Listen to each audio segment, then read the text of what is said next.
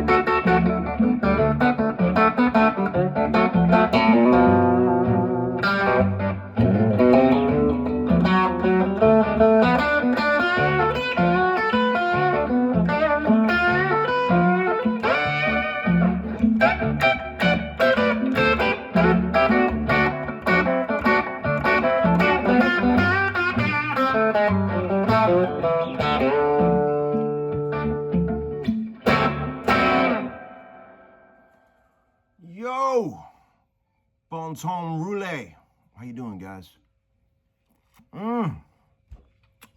Welcome to the Homeskoolin show with the new sign my kids made for me. Pretty cool.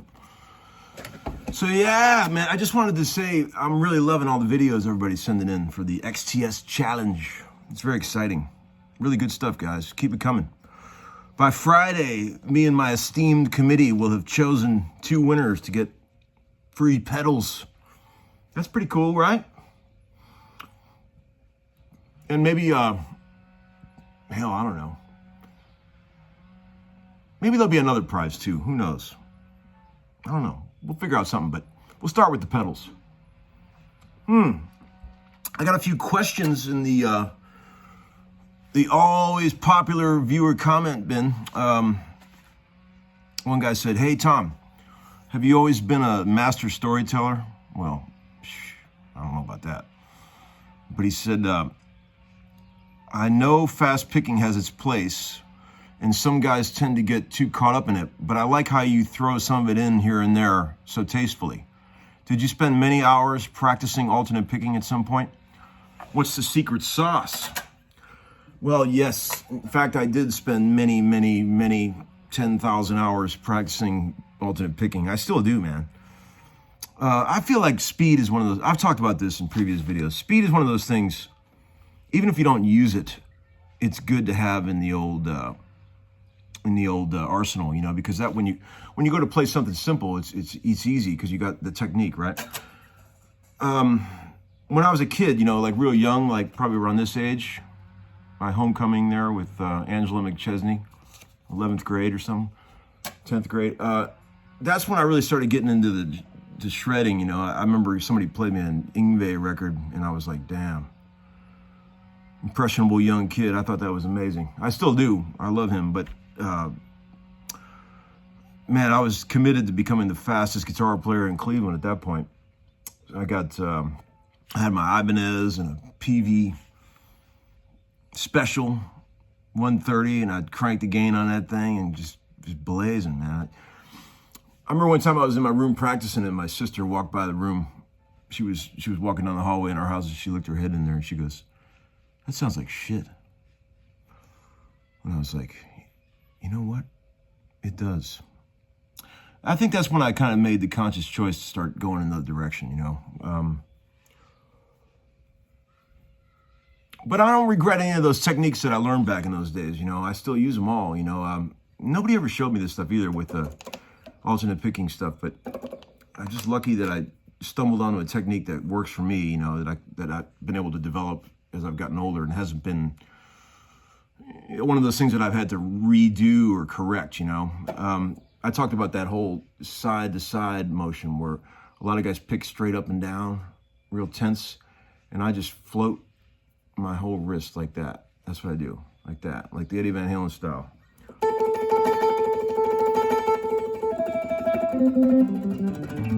Here's a lick that I was going to show you guys, like an alternate picking lick that you can work on.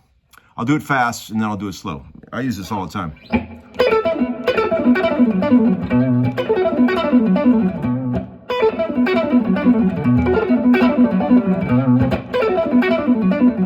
You know, it's like a blues thing, right? Just straight down pentatonic.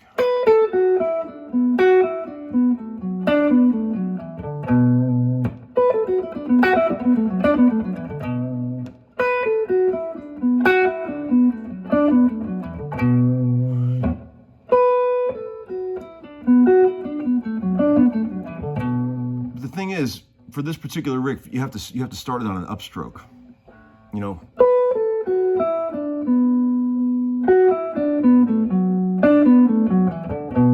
And you also end on an upstroke.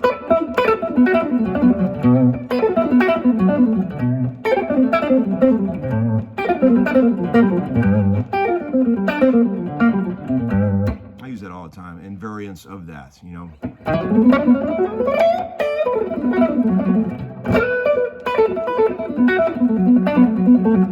That's a good one to get started, though, this thing.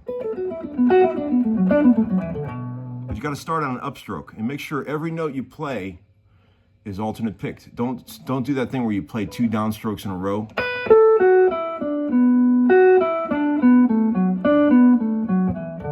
You know, that's a good one. I use that all the time, and I think it's pretty useful. But yeah, like I like to just throw a little taste of speed picking in the middle of some slow stuff. It's another effect, you know. It's something you can use to create a point of interest in the playing. You know what I'm saying? Let's see what else we got here. Okay, here's one. Hey, Tom, as a father-to-be, I was wondering, how did you find time to balance taking care of a newborn and getting regular practice and staying sharp? I hear all the time that free time goes out the window when you have a kid. Any advice? Well, there's an understatement. Free time goes out the window. Oh, Lord. I realize that a lot of the guys watching this show are, you know, probably a bit older fellas.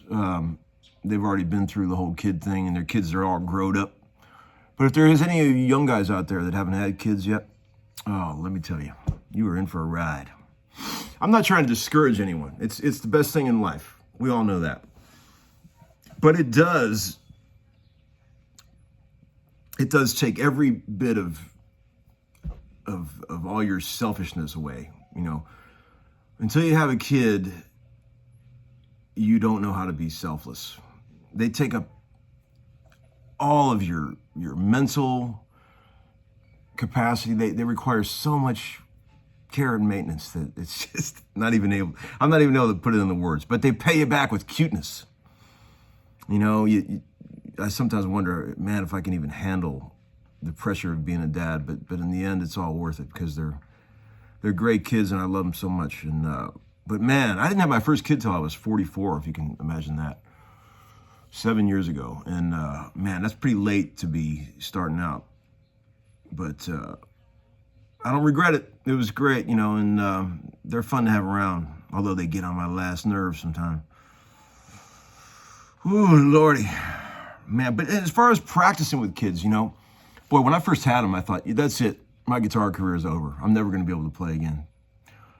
But you just somehow find ways to do it, man. I don't know. I just sneak out whenever I can. And I try to involve them and include them, you know, instead of trying to run off and hide from them and practice. I just practice right in front of them, you know. Let them just soak in some of this music stuff, you know. What could it hurt, you know?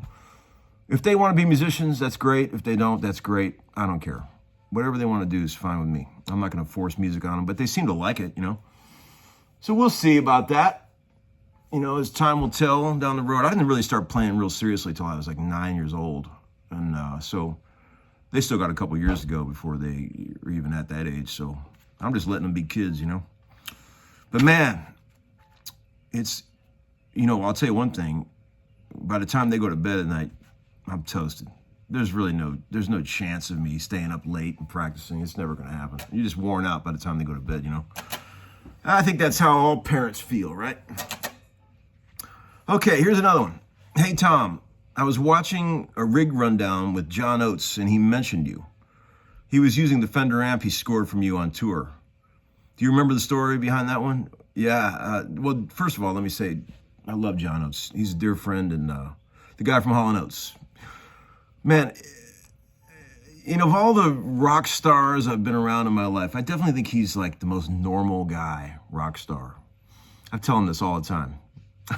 He's just, you'd never even know he was a legendary rock star when you hang around him. He's such a normal, cool dude, you know. I love John. He's very cool. And I remember one time he came in my shop and he saw that, I think I sold him a Fender Pro Reverb. And it was sitting there. I said, you ought to buy this, man. This is a good amp. And he was like, okay. And he did. And he still loves it and still uses it. It's amazing how much gear I've sold to my friends when I'm on sessions and I look around the room. Bass players, guitar players, everybody's playing guitars that I sold them. It's hilarious. All their favorite instruments, like they all got from me. It's like, I'm so proud of that too. I feel like I'm a good instrument matchmaker. Like I could, you know, have an instrument and I'll go, man, I'll bet you so-and-so would love this. And I'll show it to the guy and he loves it. You know, it's, I don't know how it all works, but it works. I just love buying and selling old gear, you know, it's fun. I'm keeping a few, the ones you really like, you know. What else we got? One guy said, how did you develop your strong ear? Well, thank you for saying that. Although, if you want to hear a guy with a strong ear, check out Jacob Collier. I feel like a total novice compared to that guy, but whew, what an alien that guy is. Where's he from? What planet? But yeah, like the ear thing. You see, I don't read music. I've said this in other volumes, you know. I've always just totally relied on my ear, you know, and I do know the theory of what I'm doing and everything, but it all started when I was a kid, just listening to records, you know, putting the needle back on records and just trying to figure out songs by ear. That's how you develop your ear.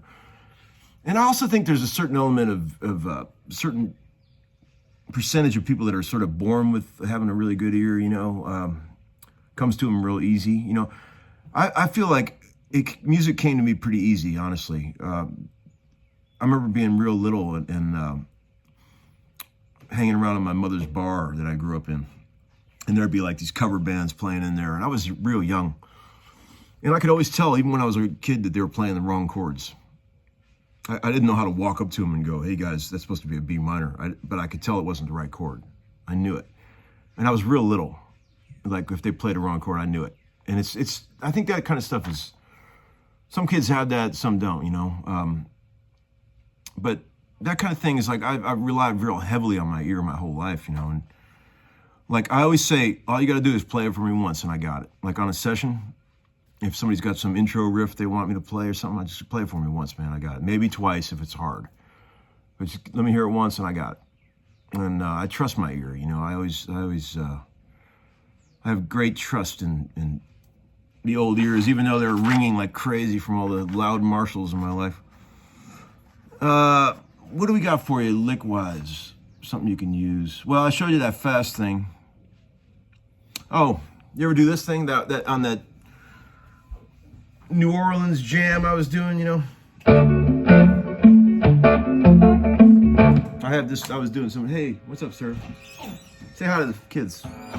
Okay.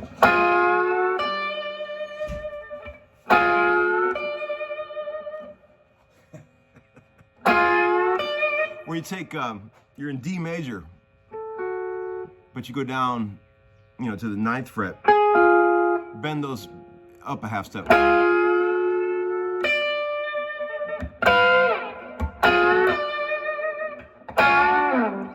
Right there too. That's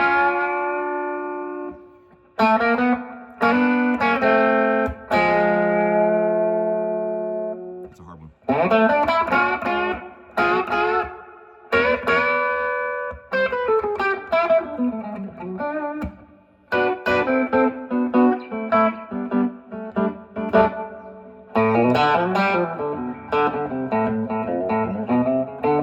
I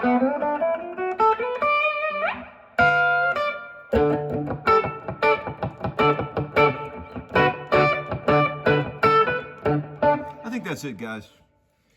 That's all I got for you today. Once again, thanks for all the cool entries in the XTS challenge. And I'll show you this picture of 10th grade one more time. Take care, guys. See ya.